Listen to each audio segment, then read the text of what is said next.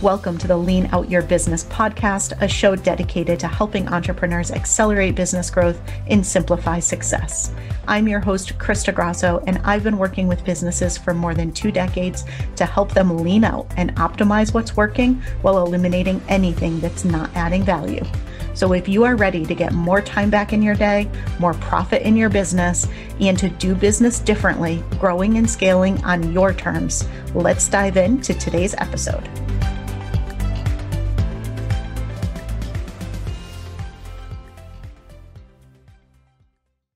Hello and welcome to today's episode of the Lean Out Your Business podcast. So I'm super excited to dive in and talk to you today about planning. For today in particular, what I want to dive into with you is how to do your planning more effectively and in less time. Because as you're getting ready to focus on your goals for the year and for the upcoming 90 days, you really want to make sure that you're setting yourself up for success. A good way to do that is with proper planning. But a mistake that I see so many people make is that they way over plan, or as one of my clients likes to call it, procrastinating all of their time and effort into crafting this beautiful detailed plan that they either never take action on or things end up shifting and they need to pivot that plan. And a lot of that ended up being wasted time and effort that they could have been spending actually growing and scaling their business instead of just planning. So today I want to talk to you about that proper balance between making sure that you have the right long-term plans in place, but not over planning and putting too much detail into things too far in advance. I'm going to share with you what I call the 15x1 planning model. That to me is a really effective, really efficient way to do your planning in only 15 minutes a day and an hour a week, which really should be more than enough time to actually do what you need to do to achieve your goals when you're focused on lean strategic planning. So we're going to dive into that today. But first, let's go through a fun little activity that I call the 3 types of planners. And I want you to be paying attention to register which type of planner do you best align to. And I also want you to be thinking about your clients, because I'm sure as I'm going to go through these descriptions, you're going to have people immediately come to mind. And it can be really helpful as a coach or consultant or entrepreneur as you're working with your clients to know which type of planner they are, because this will help you better help them to achieve the results and goals that they want to. So let's start with number 1, the winger, which for those of you who watch Community, which I'm in the middle of watching right now, every time I say this, I just think of Jeff Winger from that show. But anyway, your winger is also known as the under planner. They do not invest much time in planning at all. They are much more of a make it up as they go along type of person. They are very gut and instinct based. Right? So they very much trust their gut. They trust their instincts. They're kind of reactive where they're just kind of seeing how things are going, what's working, and they're making their decisions and deciding what actions to take based on that. So, in some cases, there's certainly pros to paying attention to what's happening and making some of your decisions and choosing which actions you're going to take based on what's working and what's happening. But this is actually one of the slowest types of people to ever reach their goals. What they find is more often than not, some of their success feels like a lucky break instead of a real strategic plan, because they are kind of making it up as they go along. They don't have that really clear roadmap for where they're going and how they're going to get there. They end up just kind of going with the flow and pivoting, sometimes a little too often or aimlessly. And when something works, it feels more like a lucky break, and they can't always repeat that success because there wasn't a lot of real intention behind it. So that's the first planner type. Certainly some pros to that planner type, but also a lot of things to kind of be concerned with. All right, so number 2 is what I call the psychic. And this is your classic over planner. They think they can predict the future, right? They know exactly what is going to happen. They know what they're going to do. They know when they're going to do it. They've got the super detailed, built in advance, pretty plan, specifies exactly how they are going to reach their goals for the next 90 days, maybe even for the next year, right? It's all detailed out. They've done their SWOT analysis, they've done their risk analysis, they've evaluated it and sliced and diced it from every different angle, and they've got a plan that they are confident they are going to be able to actually deliver. And they're going to do it precisely just as they said they were going to in their plan. Real challenge with this, and I think, 2020 was certainly a big highlight of this, but there's other things that happen in our lives is you can't possibly predict exactly what's going to happen when. Things happen outside of our control. And, the things that get people the most in planning are the unknown unknowns, right? You can obviously account for and plan for the knowns.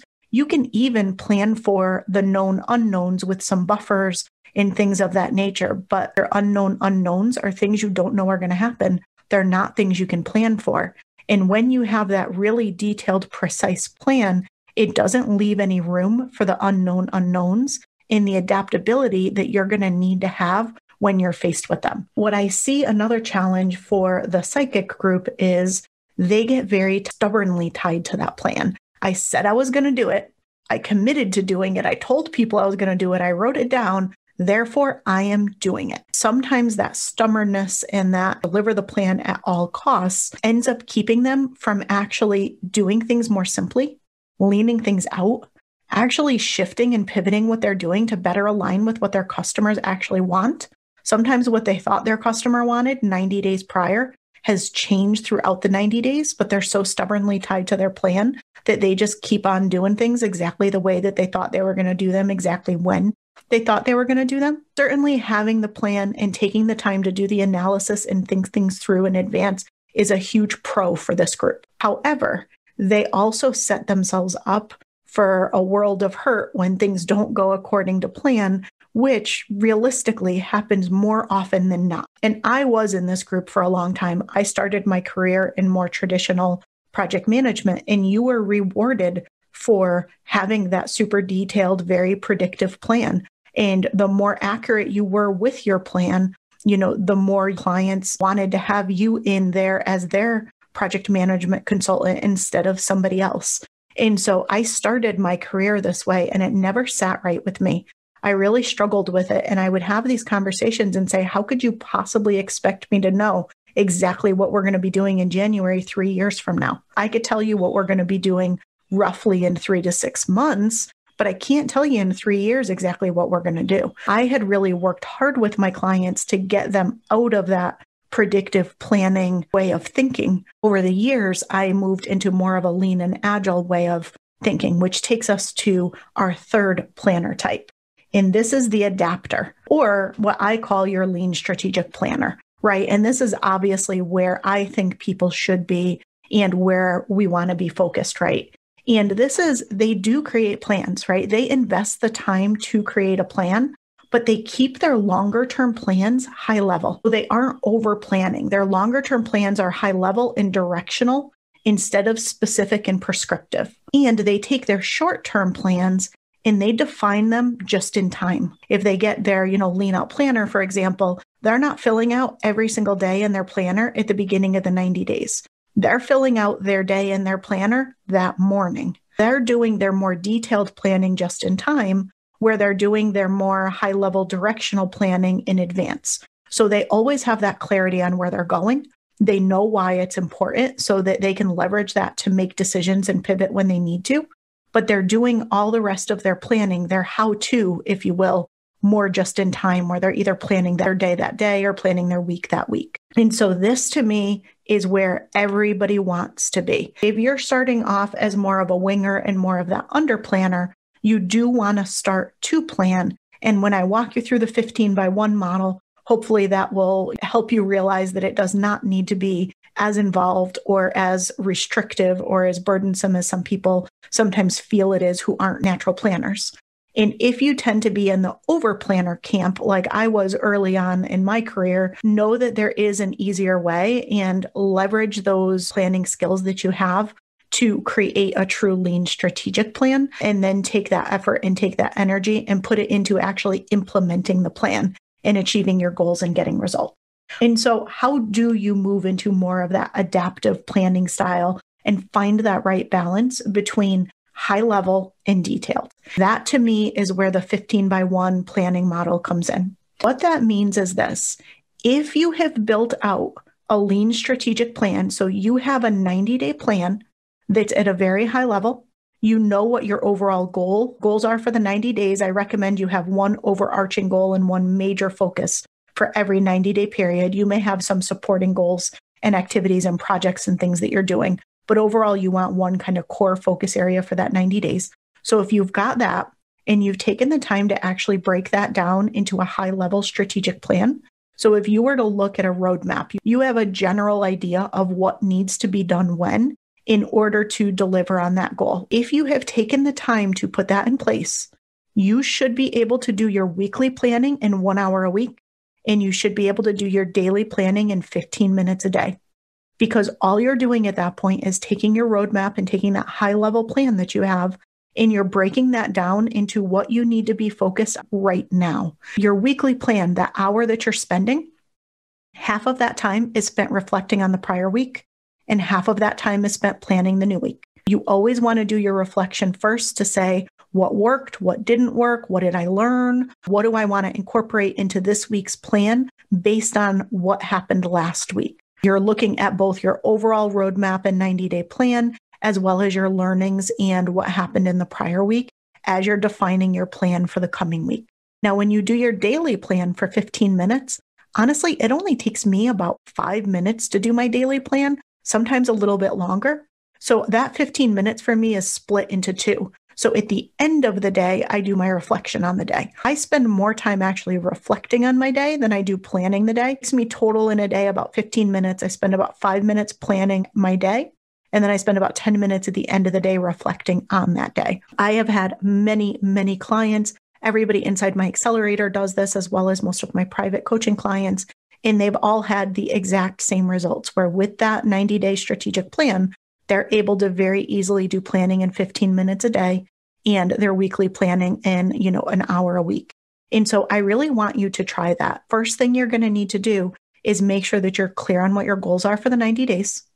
You're going to want to take that and build that down into that high-level plan/roadmap, right? Where when you look at the 90 days, you know what the major things are that need to be done to reach that goal. What are your major projects? What are your marketing campaigns? And what is the general sequencing? And so it's not saying that on Thursday of the third week, I'm going to do this. It's more looking at it and saying, I need to do this before I can do this so that I can actually do this. And when you take the time to put that in place, which honestly, you should be able to do that 90-day plan in anywhere from 90 minutes to maybe 3 hours, depending on if you're doing it solo or if you're doing it with your team. But if you have that 90-day plan, again, you should be able to follow that 15x1 model and really leverage just in time, right? Just in time is a lean concept.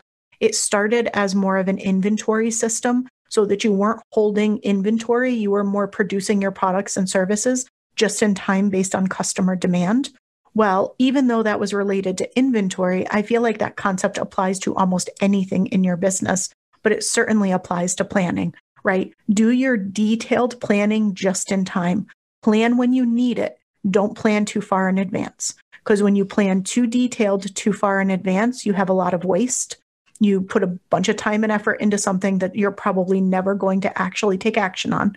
And then beyond that, it doesn't give you space to pivot and adapt and make those changes based on what you're learning or based on whatever crazy stuff ends up happening in the world or in your life, right? We've all had those things that come up that just throw the best laid plans kind of out the window. And you need to be able to adapt and account for that and keep your business moving forward. So I hope that today's episode gave you back lots of time in your day and gave you a new, fresh perspective on planning. One of the keys to doing really great lean strategic planning is having a really clear vision. So be sure you check out the podcast episode where I dive into creating vision. I will see you again in next week's episode. Welcome to the Lean Out Your Business podcast, a show dedicated to helping entrepreneurs accelerate business growth and simplify success. I'm your host, Crista Grasso, and I've been working with businesses for more than 2 decades to help them lean out and optimize what's working while eliminating anything that's not adding value. So if you are ready to get more time back in your day, more profit in your business, and to do business differently, growing and scaling on your terms, let's dive into today's episode.